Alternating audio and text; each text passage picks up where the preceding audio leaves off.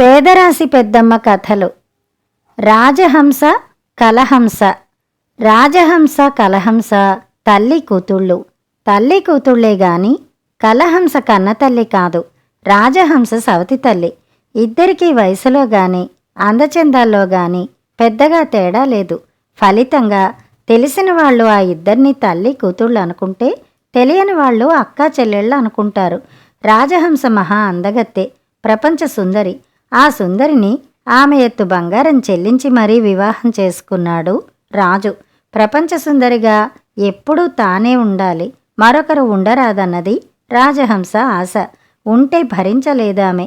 ఆ భరించలేని తనంతో ఎంతకైనా తెగించేందుకు వెనకాడదు. ఇంతవరకు రాజహంసను మించిన అందగత్తె లేదు. ఆ విషయం ఎప్పటికప్పుడు తెలుసుకుంటున్నదామె. ఇప్పుడు ఉన్నదేమోనని ఆ సంగతి తెలుసుకునేందుకు కలహంస సహా బయలుదేరింది. ఊరికి ఉత్తరాన కొండల్లో కోన ఒకటి ఉంది. ఆ కోనలో చల్లని నీరుగల నుయ్యి ఒకటి ఉంది. ఆ నూతిలో పెద్ద తాబేలు ఉంది. ఆ తాబేలుకి ప్రపంచంలోని విషయాలన్నీ తెలుసు. ఏది అడిగినా ఇట్టే చెబుతుందది. ఉన్నది ఉన్నట్టుగా చెబుతుంది, అబద్ధం చెప్పదు. దాన్ని అడిగే తనను మించిన అందగత్తె లేదని సంతృప్తిగా ఉంది రాజహంస. ఇప్పుడు కూడా దాన్ని అడిగేందుకే కలహంస సహా కోనకి బయలుదేరింది. నూతి దగ్గరికి చేరుకుంది. తీసుకువచ్చిన మంచి ముత్యాలను దోసిళ్లతో నూతిలో పోసింది. వాటిని అందుకునేందుకు పైకి తేలి వచ్చింది తాబేలు. అలా వచ్చిన తాబేలుకి చేతులెత్తి నమస్కరించింది రాజహంస. తర్వాత అడిగిందిలా, కూర్మరాజా, ప్రపంచ సుందరిని నేనే కదూ? కాదు అన్నది తాబేలు.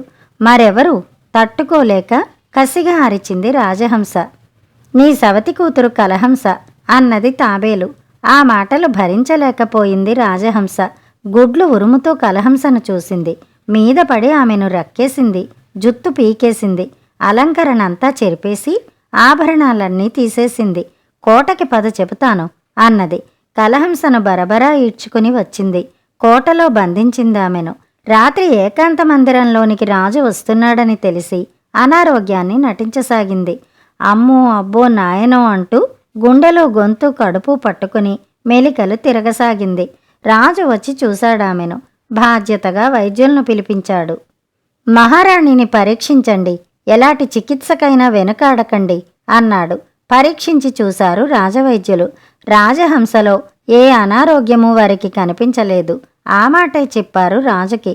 ముసలి వైద్యులు ఇలాగే చెబుతారు, వారి మాటలు నమ్మకండి మహారాజా. మన పెళ్లి కాకముందు కూడా ఇలాగే నాకు అనారోగ్యం చేసింది. అప్పుడు మా వైద్యులు ఓ ప్రపంచ సుందరి గుండెను, కాలేయాన్ని కోసి తెచ్చి నా చేత తినిపించారు. అప్పుడు తగ్గింది. ఇప్పుడు ఆ ప్రయత్నం చేస్తే తప్పకుండా తగ్గుతుంది అన్నది రాజహంస. నిన్ను మించిన ప్రపంచ సుందరి ఎవరున్నారు మహారాణి? అడిగాడు రాజు. ఉన్నది మహారాజా. ఎక్కడా? మన కోటలోనే. మన కోటలోనా? ఎవరు? ఆశ్చర్యపోయాడు రాజు. ఇంకెవరు? మన కలహంసే మహారాజా అన్నది రాజహంస. రాజు దిగ్భ్రాంతి చెందాడు. అయినా ఆ భావం భార్య గ్రహించకుండా జాగ్రత్త వహించాడు. నాకు కలహంస గుండెకాయ, కాలేయం కావాలి, తెచ్చి ఇవ్వండి మహారాజా. వాటిని తింటేనే నేను బతుకుతాను, లేదంటే మరణిస్తాను. మీకు నేను కావాలో మీ కూతురు కావాలో మీరే తేల్చుకోండి అన్నది రాజహంస. సమాధానం లేదు రాజు దగ్గర్నుంచి. చెప్పండి మహారాజా, ఈ అందాల రాశి మీకు అక్కర్లేదా? ఆ కూతురే కావాలా? రెట్టించింది రాజహంస. నువ్వే కావాలి మహారాణి, నువ్వే కావాలి అన్నాడు రాజు. ఆనందించింది రాజహంస. కలహంసను ఎక్కడ బందీగా ఉంచింది అతనికి తెలియచేసింది. క్షేమంగా వెళ్ళి లాభంగా రండి అన్నది. రాజును పంపించింది అక్కడ్నుంచి. కలహంసను కలిశాడు రాజు. ఏడుస్తున్న కూతుర్ని ప్రేమగా దగ్గరికి తీసుకున్నాడు. కోనలో నూతి దగ్గర జరిగిందంతా కూతురు చెబితే అంతఃపురంలో జరిగిందంతా రాజు చెప్పాడు. మీ పిన్నికి తన్ను మించిన అందగత్తె ఈ ప్రపంచంలో ఉండకూడదమ్మా, అందుకే నీ చావును కోరుకుంటోంది అన్నాడు. అయితే నన్ను చంపేస్తావా నాన్న? భయపడింది కలహంస. ఎంత మాట అన్నావమ్మా? కసాయివాడైనా కన్న కూతుర్ని చంపుకుంటాడా? చంపనమ్మా, నిన్ను చంపను. కాకపోతే నిన్ను చంపినట్టుగా పిన్నికి తెలియాలి, తెలియచేస్తాను అన్నాడు. సాలోచనగా చూశాడు. పరదేశపు రాజు విక్రమసింహుడు, అతని కుమారుడు సూరసింహుడు గుర్తుకు వచ్చారతనికి. రాజుతో వియ్యం అందేందుకు విక్రమసింహుడు ఏనాటి నుంచో ముచ్చట పడుతున్నాడు. కలహంస సూరసింహుల వివాహాన్ని ఆశిస్తున్నాడతను. ఇదే అదను అనుకున్నాడు రాజు. సూరసింహుణ్ణి రహస్యంగా పిలిపించాడు. ఎవరికీ తెలియకుండా అతనికి కలహంసను ఇచ్చి వివాహం జరిపించాడు. ఇద్దరినీ పరదేశానికి పంపించేశాడు. వారం రోజులైంది. తాను కోరినట్టుగా కలహంసను రాజు చంపినట్టు లేడు. చంపితే ఏనాడో ఆమె గుండెకాయ, కాలేయం తన చేతిలో ఉండేవి. లేవంటే చంపలేదు, తాత్సారం చేస్తున్నాడు. కన్న కూతురి మీద మమకారం చంపుకోలేకపోతున్నాడేమో అనుకుంది రాజహంస. అనారోగ్యాన్ని రెట్టింపుగా నటించింది. కలహంస గుండెకాయ, కాలేయం త్వరగా తీసుకురండి మహారాజా, ఈ బాధను నేను భరించలేకపోతున్నాను అంది. సరే అన్నాడు రాజు. మంత్రాంగం నెరపాడు. అనుకూలురైన ఇద్దరు భటుల్ని పిలిచాడు. అడవిలోకి వెళ్ళి ఏదేని మేకను చంపి దాని గుండెకాయని, కాలేయాన్ని తీసుకుని రమ్మన్నాడు. వాళ్ళు అలాగే చేశారు. మేక గుండెకాయను, కాలేయాన్ని రాజహంసకిచ్చాడు రాజు. అవి కలహంసవని ఏడుస్తూ నమ్మపలికాడు. సంతోషించింది రాజహంస. వాటిని తిని కోలుకున్నట్టుగా లేచి తిరుగాడసాగింది. సంవత్సరం గడిచింది. కోనలోని నూతి దగ్గరకు వెళ్ళింది రాజహంస. దోసెళ్లతో ముత్యాలు పోసి తాబేలును పిలిచింది. వచ్చిందది. అడిగిందిలా, కూర్మరాజా, ప్రపంచ సుందరిని నేనే కదూ? కాదు అన్నది తాబేలు. మరెవరు? తట్టుకోలేక కసిగా అరిచింది రాజహంస. నీ సవతి కూతురు కలహంస. కలహంస? ఆశ్చర్యపోయింది రాజహంస. అవును, కలహంసే. అదెప్పుడో చచ్చింది. దాని గుండెకాయ, కాలేమూ నేనే తిన్నాను. నువ్వు తిన్నది కలహంసవి కావు, అడవి మేకవి తిన్నావు అన్నది తాబేలు. రాజహంస చేష్టలుడిగిపోయింది. కాసేపటికి తేరుకుంది. అడిగింది, అయితే కలహంస బతికి ఉన్నట్టే కదా? ఎక్కడ ఉన్నట్టు? పరదేశపు రాజు సూరసింహుణ్ణి పెళ్లి చేసుకుని సింహపూర్లో ఉంటోంది. తాబేలు మాట పూర్తి కానేలేదు. చరచరా అంతఃపురానికి చేరుకున్నది రాజహంస. రమ్మని రాజుకి కబురు పెట్టింది. ఆనందిస్తున్నట్టుగా అంతఃపురంలోని దీపాలన్నీ వెలిగించింది. రాజు కోసం నిరీక్షించసాగింది. రాజు వచ్చాడు. దీపాల కొలువు చూసి సంతోషించాడు. ఎందుకింత ఆనందం దేవి? ప్రశ్నించాడు. నా కూతురు కలహంస బతికే ఉందట కదా, తెలిసింది. ఆ ఆనందాన్ని తట్టుకోలేకపోతున్నాను అన్నది. రాజుని కౌగలించుకుని అతన్ని ఎంతో మర్యాద చేసింది. కూతురు గుండెకాయ, కాలేయం తిన్న రాక్షసిని అనారోగ్యం నుంచి కోలుకోవాలంటే తప్పదని తిన్నాను. తిన్నందుకు ఇన్నాళ్ళు ఎంతగా మదనపడ్డానో మీకు తెలియదు. ఇవాళ తెలిసింది. నేను తిన్నది కలహంస గుండెకాయ, కాలేయం కాదని, అవి అడవి మేకవని. ఆనందించాను. మంచి పని చేశారు. మానసిక చికిత్సతో నన్ను మనిషిని చేశారు. మీ రుణం జన్మ జన్మలకి తీర్చుకోలేను అన్నది. తాను అప్పుడు అలా చేసినందుకు ఇప్పుడు గర్వించాడు రాజు. గుండెల నిండుగా ఊపిరి తీసుకున్నాడు. నేను నా కూతుర్ని చూడాలి. నా కలహంసను నేను తనివి తీరా కౌగిలించుకోవాలి. సింహపురికి నేను వెళ్తాను. నాకు అనుమతి ప్రసాదించండి వేడుకుంది రాజహంస. అంగీకరించాడు రాజు. చాలా కానుకలిచ్చి పంపించాడామెను. రాజహంస బయలుదేరే ముందే వార్తావాహుణ్ణి కూడా సింహపురికి పంపించాడు రాజు. కలహంసను చూసేందుకు రాజహంస వస్తున్నదని తెలియచేయమన్నాడతన్ని. అతను అలాగే చేశాడు. సింహపురికి రాజహంస వస్తున్నదని తెలిసి వజవజా వణికిపోయింది కలహంస. సూరసింహుడి గుండెల్లో తలదాచుకుంది. ఎందుకు హంస ఇంతగా భయపడుతున్నావు? అడిగాడు సూరసింహుడు. తనకంటే అందంగా ఎవరు ఉన్నా మా పిన్ని సహించలేదు. వారి అంతు చూస్తుంది. అందుకే ఇప్పుడిక్కడికి వస్తోంది. నాకు భయంగా ఉంది యువరాజా. మా పిన్ని నా ప్రాణాలు తీసేస్తుంది. నన్ను కాపాడండి యువరాజా, నన్ను కాపాడండి ప్రార్థించింది కలహంస. ఆలోచించాడు సూరసింహుడు. అత్తగారిని రావద్దని నిరోధించలేడు, బాగోదు కూడా. అలాగని భార్యను పణం పెట్టలేడు. బాగా యోచించాడతను. రాజమందిరంలో కలహంసను ఉంచి తలుపులు మూసుకోమన్నాడు. ఎవరెంత పిలిచినా తలుపులు తెరవద్దన్నాడు. రాజహంస అరచి గీపెట్టినా, తలుపులకు తల బాదుకున్నా తలుపు తెరిచి బయట అడుగు పెట్టవద్దన్నాడు. అలాగేనన్నది కలహంస. రాజమందిరంలో ఉండి తలుపులు మూసుకుంది. రాజహంస సింహపురికి చేరుకుంది. కలహంస కోసం వెతికి చూసింది. ఎక్కడా కనిపించలేదామె. ఆరా తీస్తే రాజమందిరంలో ఉన్నదని తెలిసింది. మూసిన మందిరం తలుపుల్ని తెరవమని ఒక్కసారి చూసి వెళ్తానని వేడుకుంది రాజహంస. అయినా తలుపులు తెరవలేదు కలహంస. కూర్మరాజు చెప్పింది విని కోపం పట్టలేకపోయాను. ఆనాడు నీ పట్ల చాలా అనాగరికంగా ప్రవర్తించాను. నన్ను క్షమించు కలహంస. ఒక్కసారి తలుపు తియ్యి, నిన్ను కళ్ళారా చూసి వెళ్తాను అన్నది రాజహంస. విషాదాన్ని ఒలకబోసింది. రుద్ధ కంఠంతో గోల చేసింది. అయినా తలుపులు తెరవలేదు కలహంస. నీ కోసం నీ తండ్రి ఎన్ని కానుకలు పంపించాడో చూడు. మణులు, మాణిక్యాలు, వజ్రాలు, వైఢూర్యాలు. ఒక్కసారి తలుపు తీసి ఇవన్నీ తీసుకో. నా మాట విను.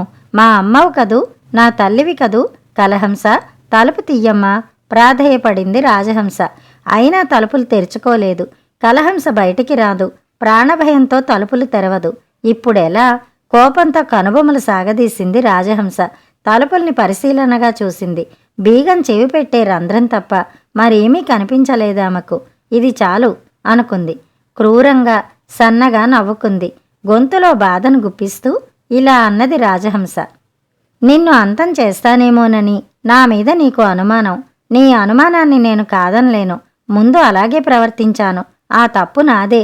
దానికి ఇది తగిన శిక్షే అంది రాజహంస. రాజమందిరం తలుపులకు తల బాదుకుంది. తల బాదుకుంటున్న శబ్దాలు వినవచ్చి తల్లడిల్లింది కలహంస. కరిగింది. నువ్వు తలుపులు తీయొద్దు, నాకు కనిపించొద్దు. అంత దూరం నుంచి వారం రోజులు ప్రయాణం చేసి ఈ సింహపురికి చేరుకున్నాను. అందుకైనా జాలిపడి నేను చెప్పింది చెయ్యి తల్లి అడిగింది రాజహంస. చెప్పు పిన్ని, ఏం చెయ్యను అడిగింది కలహంస.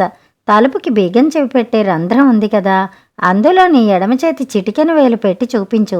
ఆ వేలును ముద్దాడి నాకింతే ప్రాప్తం అనుకుని వెళ్ళిపోతాను ఆలోచించింది కలహంస.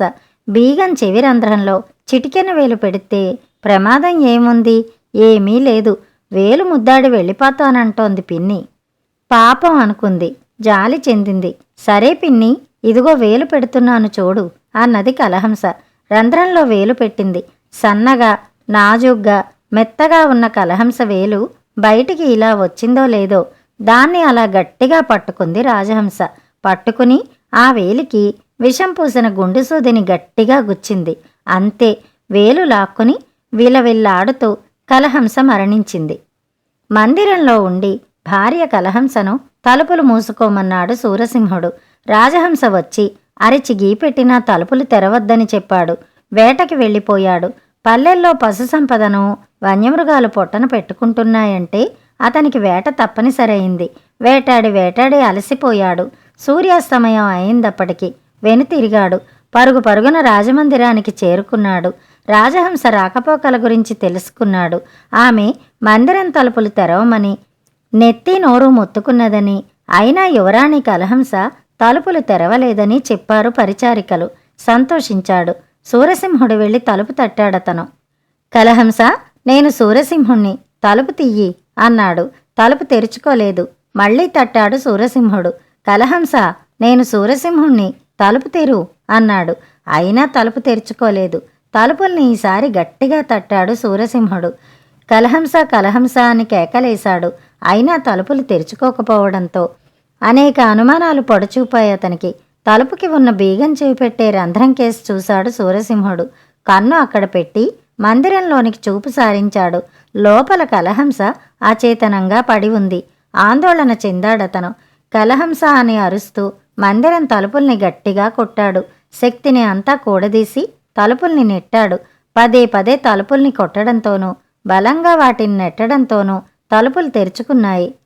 లోనికి ఒక్క ఉదుట్న ప్రవేశించి ఎలాంటి కదలిక లేక నేల మీద పడి ఉన్న కలహంసను చూశాడు సూరసింహుడు.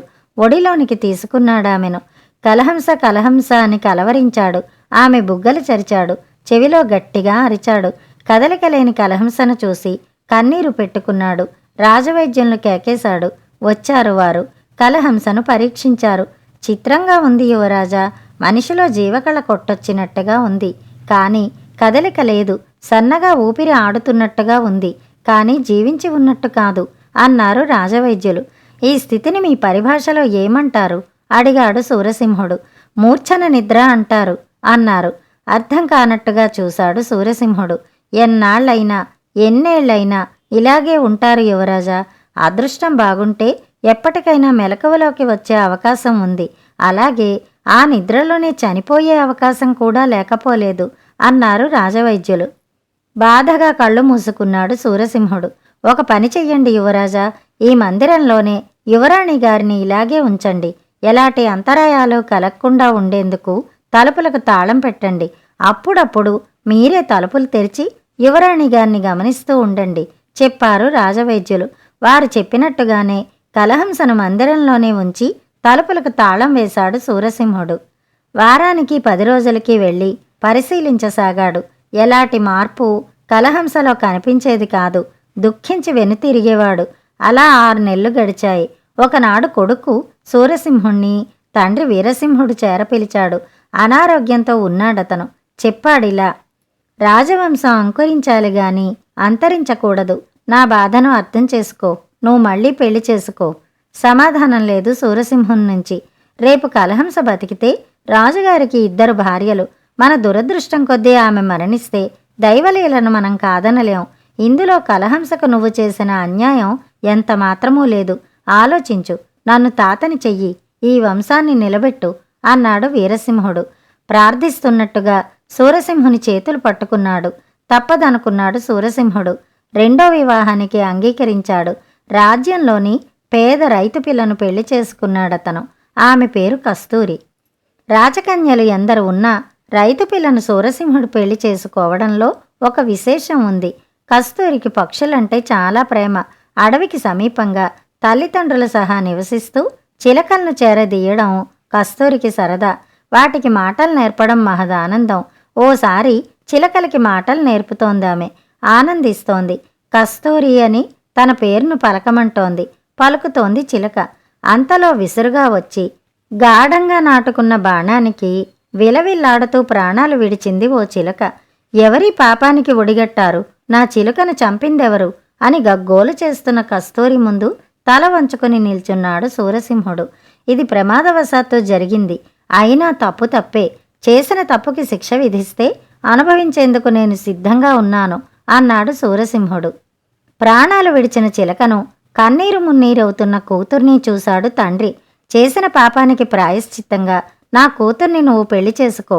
కాదంటే ఆ అమాయకురాలికి అన్నిటికీ ఆహుతి అయిపోతావు అన్నాడు.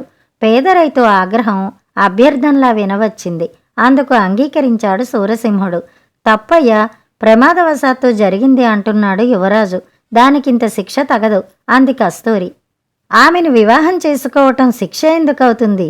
ఎలా అవుతుంది? పేద రైతు పిల్ల అయితే మాత్రం రాచరికానికి తగదా అనుకున్నాడు సూరసింహుడు. సన్నగా నవ్వుకున్నాడు. కస్తూరికి నచ్చచెప్పాడు. వివాహానికి ఒప్పించాడు ఆమెను. పెళ్లి చేసుకున్నాడు. పెళ్ళైన కొద్ది రోజులకే అంతఃపురాన్ని చక్కదిద్దే బాధ్యత స్వీకరించింది కస్తూరి. పరిచారకులు ఎవరెవరు, ఎక్కడెక్కడ, ఏ ఏ పనులు చేస్తున్నది తెలుసుకున్నది. అలాగే అంతఃపురంలోని మందిరాలను గమనించసాగింది. అటుగా ఉన్న రాజమందిరం తాళం వేయబడి ఉండడాన్ని గుర్తించింది. అందులో ఏముందో చూడాలనుకుంది. బీగం కోసం ప్రయత్నించింది. దొరకలేదు. మా దగ్గర లేదంటే మా దగ్గర లేదన్నారు పరిచారికలు. మరి ఎవరి దగ్గర ఉంది అడిగింది కస్తూరి. యువరాజు సూరసింహం దగ్గర ఉంది. వారే అప్పుడప్పుడు తలుపు తెరిచి లోనికి వెళతారు అన్నారు. సూరసింహుని దగ్గర బీగాన్ని చూసింది కస్తూరి. దానిని జాగ్రత్తగా అతను దాచి ఉంచడాన్ని కూడా గమనించిందామె. ఒకరోజు బీగాన్ని భోజనశాలలో మరిచి వేటకి వెళ్ళిపోయాడు సూరసింహుడు. అదే అవకాశంగా బీగాన్ని అందుకున్నది కస్తూరి. పరిగెత్తి రాజమందిరానికి చేరుకుంది. తాళం తీసింది. తలుపులు తెరిచి లోనికి వెళ్ళింది. అక్కడ దృశ్యాన్ని చూసి ఆశ్చర్యపోయింది. అందానికి అందం, గొప్ప సౌందర్యరాశి, మహా అందగత్తె కలహంస కదలిక లేకుండా పడి ఉండడాన్ని గమనించింది కస్తూరి. ముఖంలో జీవకళ ఉంది. గుండె ఆడుతోంది. చెవి పెట్టి ఆ శబ్దాన్ని విన్నదామె. బతికి ఉంది, కాకపోతే చలనం లేదు. ఏమై ఉంటుంది? ఏం జరిగింది? ఆలోచిస్తూ కలహంస నకసిక పర్యంతం పట్టి పట్టి చూసింది కస్తూరి. చేత్తో శరీరాన్ని సున్నితంగా నిమురుతూ పరీక్షించింది. కలహంస ఎడమచేతి చిటికెన వేలుకి ఏదో బొడిపెలా ఉండడాన్ని చూసి దానిని తన కుడిచేతి చూపుడు వేలు బొటన వేళ్లతో బలంగా పైకి లాగివేసింది. ఎప్పుడైతే గుండు సూది కలహంస చేతి నుంచి బయటపడిందో ఆ మరుక్షణంలో ఆమె ఒక్క దగ్గు దగ్గి నిద్రలోంచి మేల్కొన్నట్టుగా లేచి కూర్చుంది. ఎదురుగా ఉన్న కస్తూరిని చూసి విస్తుపోయింది. ఎవరు నువ్వు అడిగింది. నా పేరు కస్తూరి అంటూ తనకి సూరసింహునికి జరిగిన వివాహం గురించి వివరంగా తెలియచేసింది కస్తూరి. అలాగే తన పేరు కలహంస అంటూ సవతి తల్లి రాజహంస గురించి, తాబేలు గురించి, తన చిటికెన వేల్లో గుచ్చిన గుండెసూది గురించి అన్నీ వివరించింది కలహంస. అక్క అంటే చెల్లి అనుకున్నారు. ఒకరిని ఒకరు గట్టిగా కౌగిలించుకున్నారు. సాయంత్రం మందిరానికి చేరుకున్న సూరసింహునికి కలహంసను చూపించి కలకలమన్నవ్వింది కస్తూరి. ప్రాయశ్చిత్తానికి చేసుకున్న పెళ్ళి కాదు. నేను మీకు ఏ రకంగానూ తగను. అక్క మామూలుదయిందిగా. ఇద్దరు చిలక గోరింకల్లా జీవించండి. నాకు సెలవు ఇప్పించండి, వెళ్ళిపోతాను అన్నది కస్తూరి. చేతులు జోడించి కలహంస సూరసింహులకి నమస్కరించింది. అక్క అని పిలిచి ఎక్కడికి వెళ్తావు? ఇక్కడే నీ స్థానం అంది కలహంస. అవునన్నట్టుగా ఇద్దరినీ దగ్గరగా తీసుకున్నాడు సూరసింహుడు. మరో 6 మాసాలు గడిచాయి. కలహంస మరణించే ఉంటుంది, అనుమానం లేదు అందులో. ఇక తానే ప్రపంచ సుందరి, తిరుగులేదు అనుకుంటూ రాజహంస కొండల్లోని కోనకి చేరింది. అక్కడి నూతిని సమీపించింది. నూతిలోకి మంచి ముత్యాలను దోసిళ్లతో పోసింది. తేలివచ్చిన తాబేలుకి చేతులెత్తి నమస్కరించింది. అడిగిందిలా, కూర్మరాజా, ప్రపంచ సుందరి నేనే కదా? కాదు అన్నది తాబేలు. మరెవరు? కోపాన్ని అణుచుకోలేక పెద్దగా కేకేసింది రాజహంస. కలహంస అంది తాబేలు. కలహంస? ఆశ్చర్యపోయింది రాజహంస. అదెప్పుడో చచ్చిపోయిందిగా అంది. చచ్చిపోలేదు. నువ్వు గుచ్చిన విషపుగుండు సూదికి చాలా నెలలు మూర్ఛ నిద్రపోయింది. సవతి కస్తూరి ఆ సూదిని తీసిన మరుక్షణం లేచి కూర్చుంది. క్షేమంగా ఉందిప్పుడు అంది తాబేలు. అయ్యో అంది రాజహంస. బాధగా తల బాదుకుంది. తర్వాత తేరుకుంది. కలహంస అంతు చూడందే నిద్రపోకూడదనుకుంది. అంతఃపురానికి చేరుకుంది. ఏడాదిగా కలహంస వివరాలేవీ తెలియని రాజుతో తనకి కలహంసను చూడాలని ఉన్నదని, సింహపురికి వెళ్తానని అన్నది. అంగీకరించాడు రాజు. కలహంస ప్రయాణానికి అన్నీ సిద్ధం చేశాడు. మర్నాడు ప్రయాణం. తెల్లార్లు పాయసం తయారు చేస్తూ కూర్చుంది రాజహంస. పాయసంలో కాలకూటాన్ని కలిపింది. పాయసం విషతుల్యం అని తెలియకుండా ఏలకలు, జీడిపప్పు, ఎండు ద్రాక్షలు నిండుగా వేసింది. తెల్లారుతూనే పాయసాన్ని పట్టుకుని బయలుదేరింది. సింహపురికి చేరుకుంది. పాయసపాత్రను పట్టుకుని కలహంస కలహంస అని ప్రేమగా పిలుస్తూ అంతఃపురానికి చేరుకుంది. చేతిలో పాత్రతో రాజహంస అంతఃపుర ప్రవేశం చేయడాన్ని డాబా మీద నుంచి చూసింది కలహంస. వణికిపోయింది. పక్కన నిల్చున్న కస్తూరికి తల్లిని చూపించింది. పిన్ని నన్ను చంపేస్తుంది, అందుకే వస్తోంది అన్నది. బెదిరిపోసాగింది. నేనున్నానుగా, నువ్వేం భయపడకు. నీ ప్రాణానికి నా ప్రాణం అడ్డు అన్నది కస్తూరి. ధైర్యం చెప్పింది. ఇక్కడ ఉన్నావా నా తల్లి? నా అమ్మే, రా రా, నీకోసం పాయసం చేసుకు తీసుకువచ్చాను అంటూ డాబా మీదకి వచ్చింది రాజహంస. దగ్గరగా కలహంసను తీసుకుని ఆమె చేత బలవంతంగా పాయసాన్ని తాగించే ప్రయత్నం చేసింది. ఆ ప్రయత్నాన్ని అనుమానంతో అడ్డుకున్నది కస్తూరి. ఈ దేశం ఆచారం ప్రకారం ఎవరేది అందచేసిన వారే ముందుగా దాన్ని భుజించాలి. శబరి మా కులదైవం, ఆమెను గౌరవిస్తూ మేమీ ఆచారాన్ని పాటిస్తున్నాం అన్నది కస్తూరి. మనలో మనకి ఈ ఆచారాలేమిటమ్మా, భలే దానివే. రామ్మా రా, తీసుకో, పాయసం తీసుకో. కలహంసను బలవంతం చేయసాగింది రాజహంస. అక్క తీసుకోదు. మీరు బలవంతం చేస్తే భటుల్ని కేకేసి మిమ్మల్ని నిర్బంధించాల్సి వస్తుంది. అందుకని ముందుగా మీరు తీసుకోండి, చెప్పిన మాట వినండి అన్నది కస్తూరి. నాకొద్దు, నేను తీసుకోను అన్నది రాజహంస. తీసుకోవాల్సిందే. మీరు చేసిన పాయసానికి మీరే భయపడితే ఎలా? తీసుకోండి గద్దించింది కస్తూరి. భయపడ్డది రాజహంస. పాయసాన్ని పారబోసే ఎత్తు వేసింది. దానిని పారనీయలేదు కస్తూరి. పాత్రను గట్టిగా ఓ చేత్తో పట్టుకుని మరో చేత్తో రాజహంస మెడను పట్టుకుంది. కలహంస తోడుగా వచ్చింది. ఇద్దరూ కలిసి పాయసాన్ని రాజహంస గొంతులో పోశారు. వమనం చేసుకునే వీలు లేకుండా ఆమె ముక్కుని నోటిని మూసివేశారు. భగభగ మండుతూ కడుపులో దిగిన కాలకూటానికి కాళ్ళు చేతులు కొట్టుకుని ఆఖరికి ప్రాణాలు విడిచింది రాజహంస. పీడ పోయిందనుకున్నారిద్దరూ. హాయిగా ఊపిరి పీల్చుకున్నారు. రాజహంస మృతదేహాన్ని రథం మీదకి చేర్చి వచ్చిన దారినే తిరిగి వెళ్ళమన్నారు సారథిని. తిరుగు ప్రయాణమయ్యాడు సారథి. కస్తూరిని గుండెకి దగ్గరగా తీసుకుని గట్టిగా కౌగిలించుకుంది కలహంస. నువ్వు చెల్లివి కాదు, నా తల్లివి అంది. మురిసిపోయింది. కథ కంచికి, మనం ఇంటికి.